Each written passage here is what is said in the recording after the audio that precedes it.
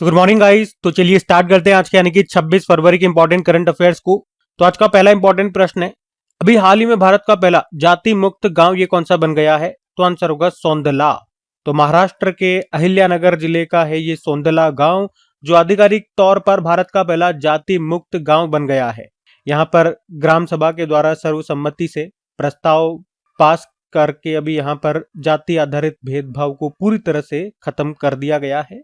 तो अब ये गांव संवैधानिक समानता, एकता और भाईचारे के आधार पर कार्य करेगा। मतलब ये सब करने का उद्देश्य है जाति के आधार पर भेदभाव को मिटाना, सभी सार्वजनिक स्थानों और सेवाओं पर सभी निवासियों को समान पहुंच सुनिश्चित करना। अब जाति के नाम पे भेदभाव नहीं होगा। तो याद रखेंगे, भारत का पहला जाति मुक्त गांव बन गया है महाराष्ट्र के अहिल्यानगर जिले का ये सोंदला गांव है।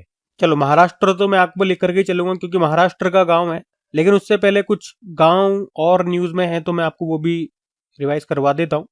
अगर पूछे ग्रामीण क्रिकेट लीग शुरू करने वाला पहला राज्य बना था बिहार। गुजरात का पहला जैव विविधता विरासत स्थल बना था गुनेरी गांव। पुरावशेषों का ग्राम स्तरीय सर्वेक्षण पूरा करने वाला पहला राज्य ये बना था कर्नाटक। भारत का पहला quantum computing village Andhra Pradesh के अमरावती में बनाया जा रहा है। और लद्दाख का पहला वनस्पति उद्यान कहां पर बनाया जा रहा है? श्योक गांव में। और गुजरात का चौथा सौर गांव ये धोरडो गांव बना, जबकि भारत का पहला सौर गांव ये भी गुजरात का ही है लेकिन उसका नाम मोढेरा गांव है। वर्ल्ड टूरिज्म ऑर्गेनाइजेशन ने धोरडो गांव जो गुजरात का है उसको बेस्ट टूरिज्म विलेज घोषित किया था। और आज कौन सा गांव था हमारा? सोंदला गांव, जो कि भारत का पहला जाति मुक्त गांव बन गया, जो कि महाराष्ट्र का है। तो ये रहा मैप में महाराष्ट्र। कैपिटल मुंबई हो गई है, मुख्यमंत्री हैं देवेंद्र फडणवीस। और यहाँ पे 2 डेप्यूटी सीएम है, एकनाथ शिंदे और अजीत पवार का निधन हो गया तो उनकी वाइफ बन गई है डेप्यूटी सीएम। चलो बताओ उनका नाम क्या है? मेरे ख्याल से सुनेत्रा उनका नाम है। सुनेत्रा पवार होना चाहिए उनका नाम, है ना? सुमित्रा है या सुनेत्रा है, थोड़ा सा मेरे को डाउट है। आप बताओ कंफर्म करके, सुनेत्रा है या सुमित्रा? मेरे 90% सुनेत्रा ही है। सुनेत्रा पवार आंसर होगा।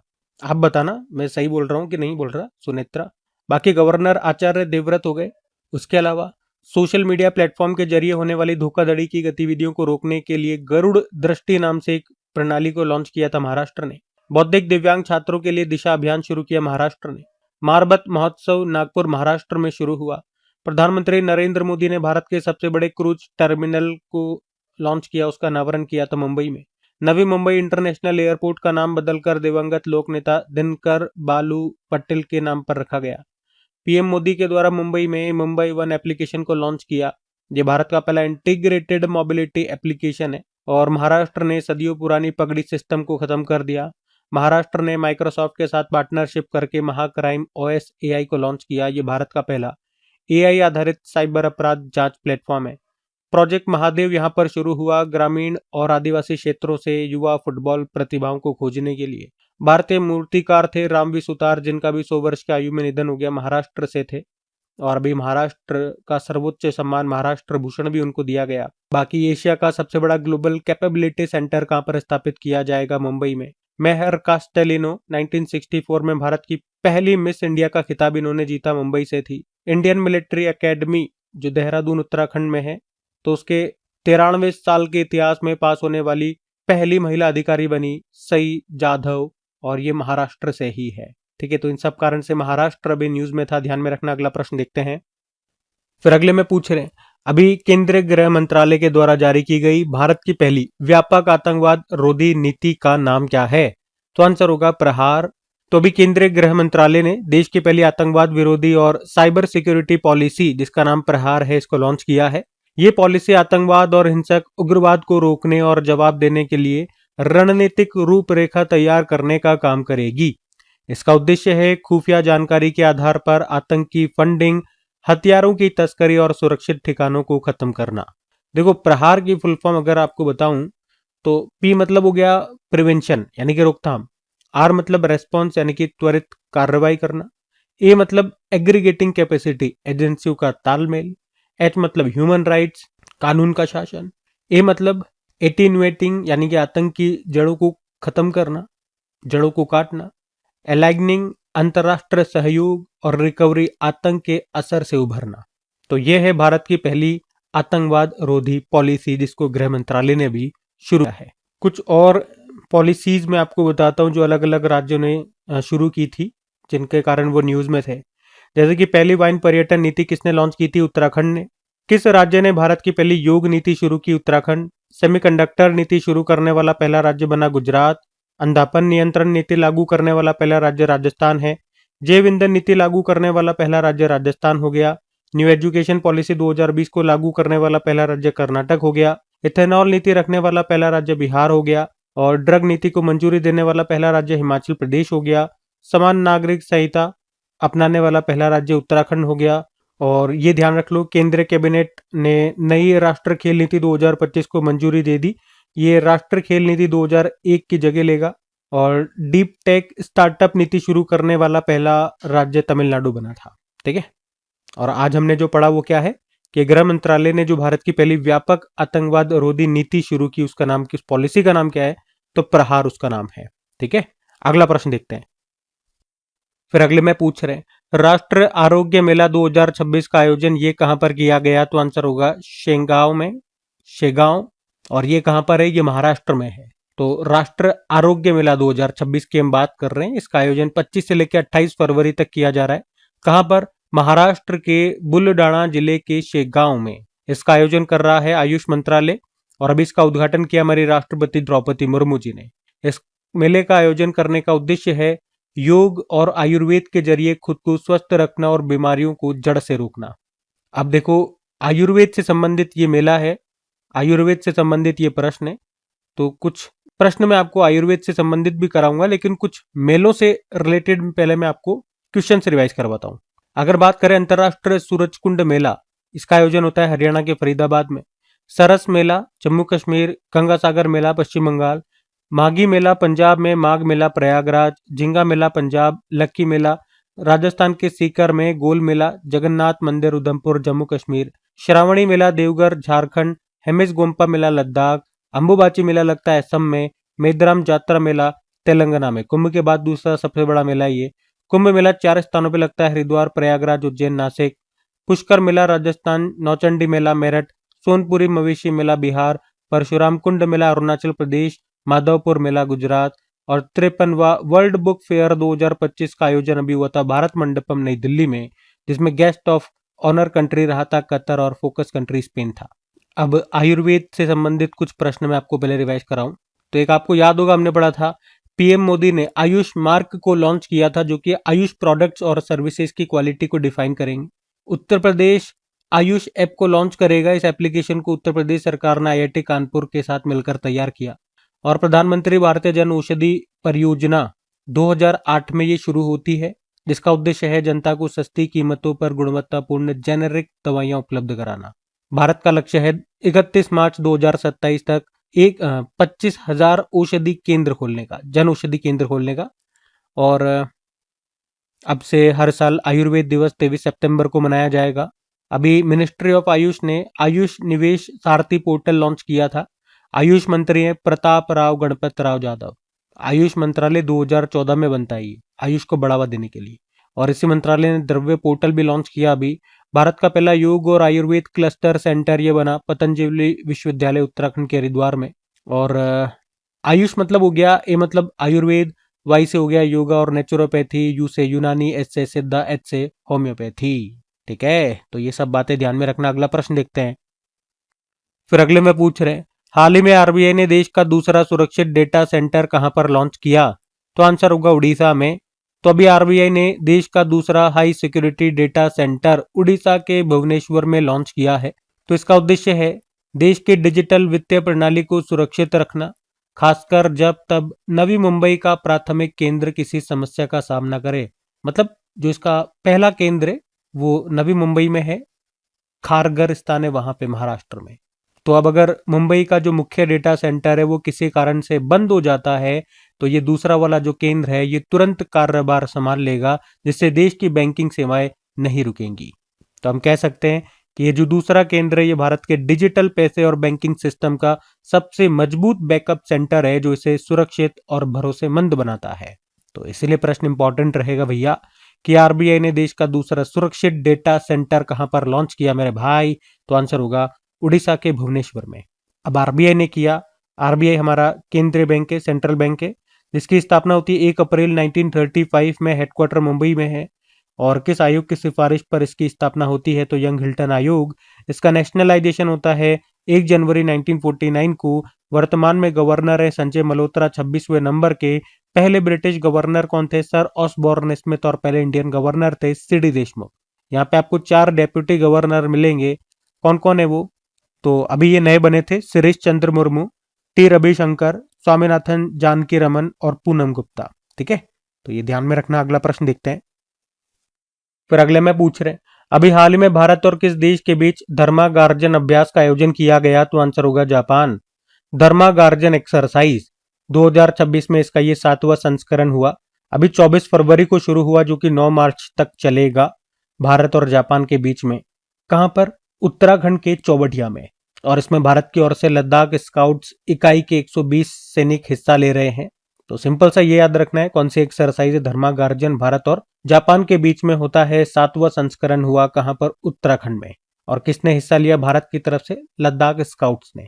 वैसे जापान के साथ हम जिमेक्स एक्सरसाइज करते हैं, वीर गार्जन करते हैं, शिन्यू मैत्री करते हैं, सहयोग काजिन करते हैं, मालाबार एक्सरसाइज तो होता ही है, जो क्वाड देशों के बीच में होता है, भारत, जापान, ऑस्ट्रेलिया और यूएस, इन चारों के बीच में।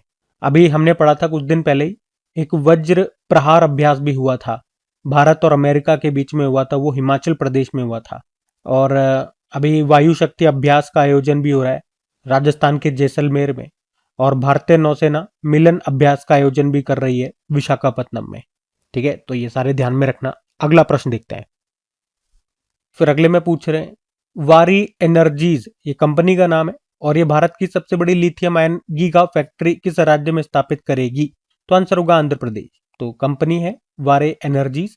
यह आंध्र प्रदेश के अनाकापल्ली जिले के रमबिल्ली में भारत का सबसे बड़ा एकीकृत lithium ion battery giga factory स्थापित करेगा। इसके लिए निवेश होगा 8,175 करोड़ रुपए। और जब ये फैक्ट्री बन जाएगी तो इसकी कैपेसिटी होगी 16 गीगावाट आवर की। लिथियम आपको पता है, ये प्रकृति में पाए जाने वाली सबसे हल्की धातु है। और जो लिथियम आयन बैटरीज आप सुनते हो, जो आपके मोबाइल फोन में लगती है लिथियम आयन बैटरीज, वो लेड एसिड बैटरी की तुलना में हल्की होती है और तेजी से ये चार्ज होती है। वैसे दुनिया में सबसे बड़ा लिथियम का जो भंडार है वो आपको किस देश में मिलेगा? बोलीविया में, फिर अर्जेंटीना में, उसके बाद चिली देश का नंबर आता है। लेकिन सबसे बड़ा लिथियम उत्पादक देश कौन सा है जो उत्पादन कर रहा है? तो आंसर होगा फिर ऑस्ट्रेलिया। भंडार होना अलग बात है और उत्पादन होना अलग बात है। सबसे ज्यादा उत्पादन कौन कर रहा है? ऑस्ट्रेलिया कर रहा है। लेकिन सबसे ज्यादा भंडार कहां पर है? बोलीविया में है। अभी कुछ समय पहले आपने पढ़ा भी होगा, भारत में भी अभी जम्मू कश्मीर में, एक बार मध्य प्रदेश में, राजस्थान में लिथियम के भंडार मिले थे। और आने वाले समय में लिथियम बहुत ज्यादा इंपॉर्टेंट है, क्योंकि इलेक्ट्रिक व्हीकल्स पे ज्यादा जोर दिया जा रहा है। लेकिन उसकी सबसे बड़ी समस्या क्या है? बैटरीज। बैटरीज के कारण ही वो कारें इतनी महंगी है। और लिथियम हमारे पास इतना है नहीं, तो हम क्या करते हैं? इंपोर्ट करते हैं, तो हमें और ज्यादा महंगी पड़ती है। अब भारत का सबसे बड़ा लिथियम आयन गीगा फैक्ट्री ये आंध्र प्रदेश में बनेगा। तो आपको ले चलते हैं आंध्र प्रदेश। ये रहा मैप में आंध्र प्रदेश। कैपिटल अमरावती हो गई। मुख्यमंत्री एन चंद्रबाबू नायडू। गवर्नर है एस अब्दुल नजीर। यहाँ का राजकीय पशु काला हिरण हो गया। पक्षी है तोता। पुष्प है चमेली। वृक्ष है नीम। भाषा है तेलुगु।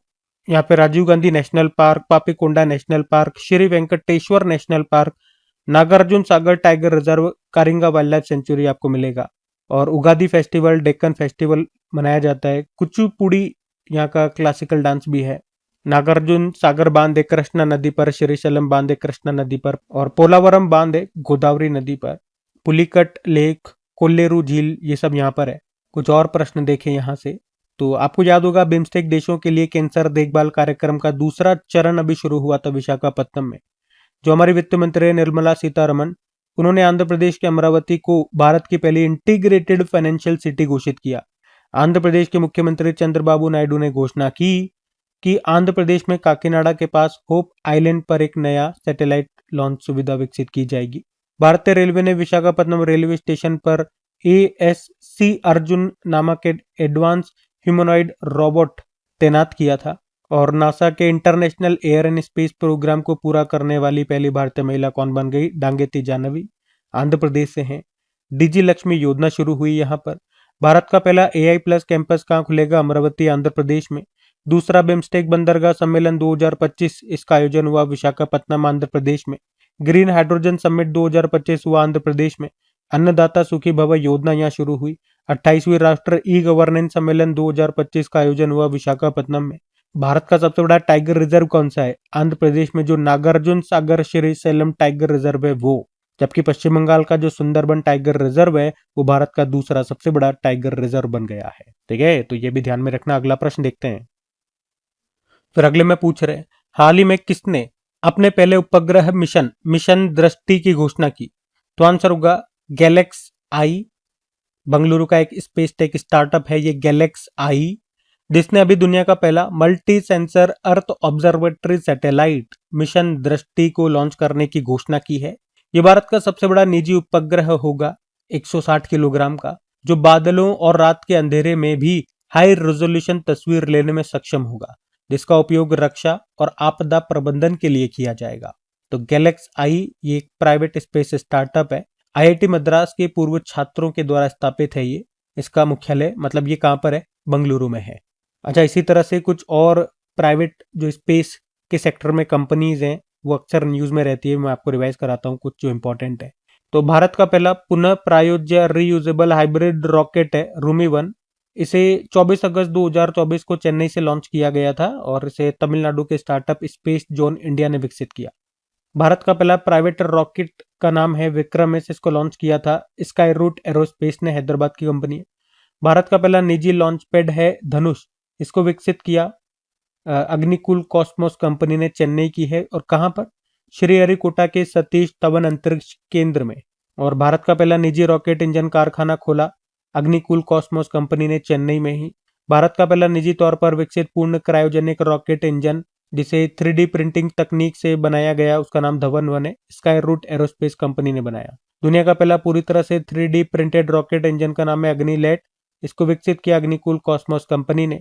दुनिया का पहला 3D प्रिंटेड स्पेस रॉकेट अग्निबाण है और इसे अग्निकुल कंपनी ने ही बनाया है। इसमें अग्निलेट ये इंजन लगा हुआ है। भारत का पहला निजी उपग्रह तारामंडल, जिसका नाम है फायरफ्लाई, को लॉन्च करने वाली पहली भारतीय अंतरिक्ष स्टार्टअप कंपनी पिक्सेल है, मुख्यालय इसका बंगलुरु में है। दुनिया का पहला वाणिज्य अंतरिक्ष निगरानी उपग्रह है स्कॉट और इसको लॉन्च किया था अंतरिक्ष स्टार्टअप है दिगंतारा, बंगलुरु का ये भी। उसके अलावा कुछ और है देखो। भारत का पहला निजी सुपरसोनिक रैमजेट इंजन है तेज, इसको लॉन्च किया हाइप्रिक्स ने, बंगलुरु का एक डिफेंस स्टार्टअप है। भारत का पहला सोचने वाला उपग्रह लॉन्च करने की घोषणा की थी टेक मी टू स्पेस ने, हैदराबाद की कंपनी है। ध्रुव स्पेस ये प्राइवेट स्पेस कंपनी है जिसका मुख्यालय हैदराबाद में है और ये स्पेस एक्स के फॉल्कन 9 रॉकेट के जरिए अपना पहला वाणिज्यिक उपग्रह मिशन लॉन्च करेगा जिसका नाम होगा लीप 1। भारत के पहले प्राइवेट तौर पर विकसित कमर्शियल ऑर्बिटल रॉकेट का नाम है Vikram 1, Skyroot Aerospace company ने इसको बनाया था। और भारत का पहला निजी तौर पर विकसित सब ऑर्बिटल रॉकेट का नाम है विक्रम एस, इसको भी स्काई रूट एरोस्पेस कंपनी ने बनाया। भारत का पहला प्राइवेट PSLV किसने तैयार किया? हिंदुस्तान एरोनॉटिकल लिमिटेड और लार्सन एंड टुब्रो ने मिलकर के। और PSLV मतलब होता है पोलर सैटेलाइट लॉन्चिंग व्हीकल। ठीक है, तो ये सारे पॉइंट्स ध्यान में रखना। अगला प्रश्न देखते हैं। फिर अगले में पूछ रहे हैं, हाल ही में भारतीय सेना ने स्ट्रेला 10 एयर डिफेंस मिसाइलों का सफल परीक्षण कहाँ किया? तो आंसर होगा राजस्थान में। तो अभी भारतीय सेना की कोणार्क कोर ने स्ट्रेला 10 एक very short range air defence system है जिसे वशुरात कहते हैं, इसका फुल फॉर्म ही हो गया very short range air defence system. तो इसका भी सफल परीक्षण किया है। कहां पर किया परीक्षण? राजस्थान के पोखरन फील्ड फायरिंग रेंज में। और वेरी शॉर्ट रेंज है तो रेंज कितनी रहेगी इसकी? 6 से लेकर 10 किलोमीटर तक की इसकी रेंज होगी। स्ट्रेला 10 इसको नाम दिया है। वैसे हमने रशिया से जो एक एयर डिफेंस सिस्टम लिया है उसका नाम S-400 है, आप सभी जानते हो। और इसको हमने भाई वहां से जो लिया तब तो इसका नाम आया था S-400, लेकिन हमने इसका नाम रख दिया सुदर्शन। आकाश ये DRDO के द्वारा निर्मित हमारा खुद का स्वदेशी कम दूरी का एयर डिफेंस सिस्टम है। बराक 8 भी है हमारे पास, भारत और इजराइल के द्वारा निर्मित ये मध्यम दूरी का एक एयर डिफेंस सिस्टम है। ठीक है, तो ये भी ध्यान में रखना। अगला प्रश्न देखते हैं। फिर अगले में पूछ रहे हैं, हाल ही में कतर ओपन टेनिस टूर्नामेंट 2026 में पुरुष एकल का खिताब किसने जीता? तो आंसर होगा कार्लोस अल्काराज ने। तो स्पेन के टेनिस प्लेयर हैं कार्लोस अल्काराज और अभी इन्होंने कतर ओपन टेनिस टूर्नामेंट 2026 में मेन सिंगल का टाइटल जीत लिया है। और यहाँ पे इन्होंने फाइनल में हराया है आर्थर फिल्स को, ये फ्रांस के हैं। और यहाँ पे वुमेन सिंगल की अगर बात करते हैं तो इसको जीता है कैरोलिना मुचोवा ने, ये चेक रिपब्लिक की टेनिस प्लेयर है, इन्होंने हराया है विक्टोरिया मबोको को, ये कनाडा की प्लेयर है। तो मेन सिंगल वुमेन सिंगल दोनों मैंने आपको बता दिया।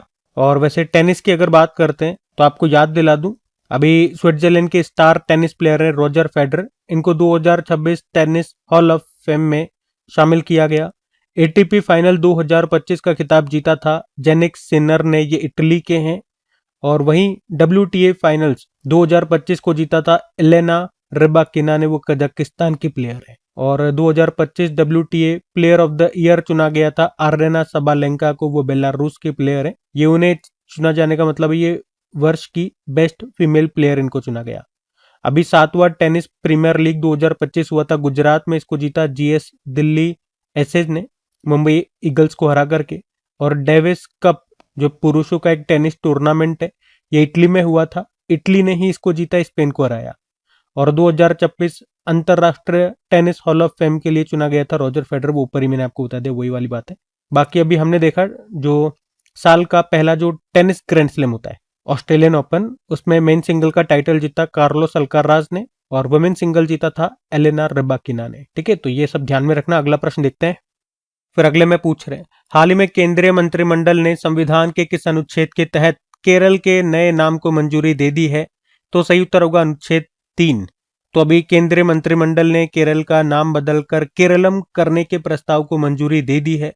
और यह बदलाव संविधान के अनुच्छेद 3 के तहत किया जा रहा है, जो राज्य के नाम में परिवर्तन की अनुमति देता है।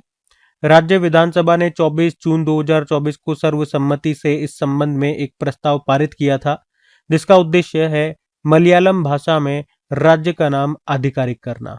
और अभी केंद्रीय मंत्रिमंडल ने इस प्रस्ताव को मंजूरी भी दे दी है।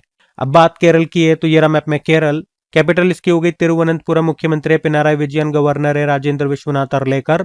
राज्य के पशु हाथी हो गया, राज्य के पक्षी ग्रेट हॉर्नबिल है, पुष्प है कोन्नी कोना, वृक्ष है नारियल का, फल है कटहल, मछली है green chromide, silent valley national park है, पेरियार नेशनल पार्क है, एरविकुलम नेशनल पार्क हो गया, अन्नामुडी सोला नेशनल पार्क हो गया। इडुक्की डैम है पेरियार नदी पर, यहाँ का क्लासिकल डांस होता है कथकली और मोहिनीअट्टम। क्लासिकल लैंग्वेज मलयालम है। कुछ फेस्टिवल्स देखोगे तो ओणम हो गया, त्रिशूर पूरम हो गया, टुकल पोंगल हो गया, मकर विलक्कू हो गया, विशु उत्सव हो गया, पहला अंतरराष्ट्रीय समुद्र तट महोत्सव मनाया गया था। ये प्रश्न आया था एग्जाम में। केरल का कौन सा त्योहार नए साल का प्रतीक है? तो विशु उत्सव आंसर होगा। केरल के समुद्री तट को मालाबार तट कहते हैं, तमिलनाडु के समुद्री तट को कोरोमंडल तट कहते हैं। केरल को मसालों का बाग कहा जाता है, सबरीमाला टेम्पल भी आपको मिलेगा केरल में ही। कुछ और प्रश्न देखो यहाँ से, तो अभी कॉम्प्रिहेंसिव अर्बन पॉलिसी को अपनाने वाला पहला राज्य बना केरल। भारत की पहली ग्राफीन नीति को मंजूरी दी केरल ने। बुजुर्गों के लिए बजट लाने वाला पहला राज्य बना केरल। जेसी डैनियल पुरस्कार 2024 दिया गया अभी अभिनेत्री शारदा को, केरल सरकार के द्वारा दिया जाता है। मलयालम सिनेमा का हाईएस्ट सिविलियन ऑनर है ये। और केरल के वायनाड जिले के कलपेट्टा में भारत के पहले पूर्णतः कागज रहित जिला न्यायालय डिस्ट्रिक्ट कोर्ट का उद्घाटन भी किया गया था। उसके अलावा भारत के पहले निजी क्षेत्र के नेविगेशन केंद्र का भी उद्घाटन किया गया केरल के तिरुवनंतपुरम में। मत्स्य शक्ति परियोजना भी यहां पर शुरू हुई थी। तो ये सब बातें केरल से ध्यान में रखना। बाकी ये थी आज की हमारी करंट अफेयर्स की क्लास। तो कमेंट करके जरूर बताना सेशन आपको कैसा लगा। अच्छा लगे तो प्लीज अपने दोस्तों के साथ में स्टडी ग्रुप में शेयर जरूर करना। वीडियो को लाइक नहीं करा तो लाइक कर देना। बाकी चलो अभी हम कल के करंट अफेयर्स का क्विक रिवीजन कर लेते हैं और सेशन एंड करते हैं। तो कल पहला प्रश्न पूछा था, नीदरलैंड के सबसे युवा प्रधानमंत्री कौन बने? रॉब जेटेन। पहले पूर्वोत्तर चावल महोत्सव का आयोजन किया गया नागालैंड में। वृंदावनी वस्त्र संबंधी कल्चरल म्यूजियम प्रोजेक्ट का शिलान्यास कहां पर हुआ? तो आंसर होगा गुवाहाटी। HIV से बचाव की इंजेक्शन वाली दवा लेनाकापाविर शुरू करने वाला दुनिया का पहला देश बना जिम्बाब्वे। CRPF का 87 नंबर का स्थापना दिवस समारोह का आयोजन हुआ अभी असम में। और पहले नेशनल दिव्यांगजन क्रिकेट अवार्ड्स फेस्टिवल 2026 का उद्घाटन किया गया अभी मध्य प्रदेश। और केंद्रीय उत्पाद शुल्क दिवस मनाया गया 24 फरवरी। नीति आयोग के नए CEO बन गई हैं, एडिशनल चार्ज मिला, मतलब इनको निधि छिब्बर नाम है। उसके अलावा किस राज्य या यूनियन टेरिटरी में ई-बाइक दीदी योजना शुरू की जाएगी? दिल्ली। और आखिरी प्रश्न था, पूर्व रेल मंत्री मुकुल रॉय का निधन कहां पर हुआ या वो कहां से थे? तो पश्चिम बंगाल आंसर होगा। बाकी चलो कल का भी होमवर्क प्रश्न देखते हैं और सेशन एंड करते हैं। तो कल पूछा था 2024 के जेसी डैनियल पुरस्कार से किसे सम्मानित किया गया, तो आंसर होगा शारदा को। आप सभी ने प्रश्न का बिल्कुल सही उत्तर दिया। अब ये आज का आपका होमवर्क प्रश्न।